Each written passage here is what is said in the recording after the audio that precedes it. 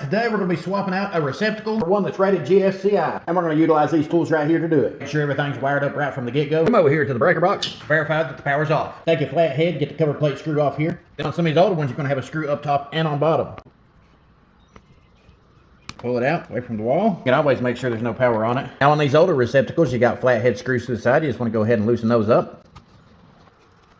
Now we'll take our long nose pliers and wire strippers here and go ahead and pull each one of these off the side of those terminals. You do the exact same thing to the other side. You use the long nose here to kind of bend it, pull the wire away from the terminal. Do the same thing to this one.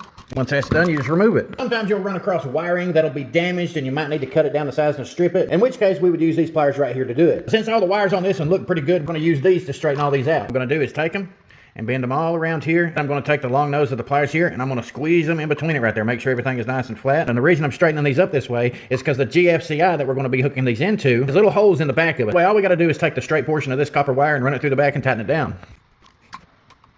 You got two different sets of Romex coming into this junction box here. I'm going to take the black and the white from the right and put it up top. Black and white from the left I'm going to put on the bottom here. All the wires are facing away from each other. I'm going to flip the breaker, come back over here and see which one of these wires are feeding power into the receptacle. Got our non-contact voltage tester here. This one shouldn't have any power.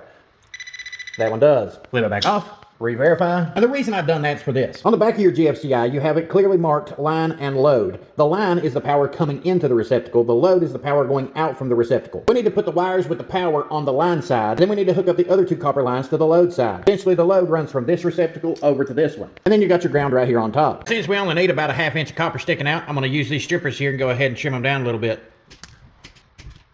Now everything is adequate length to go inside the GFCI. Got our line side up top. Black is for the brass, white is for the silver. Once again, you take the side with the power on it and run it through the line side. Simply take it, slide it down inside here, push it all the way in. Whenever you're doing this, you can push in on these types of GFCIs. You copper all the way down inside there, then you tighten up the screw.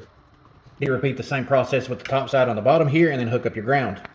What it should look like whenever it is hooked up. We're gonna flip the power on. I got my tester installed here and it shows that everything is hooked up properly.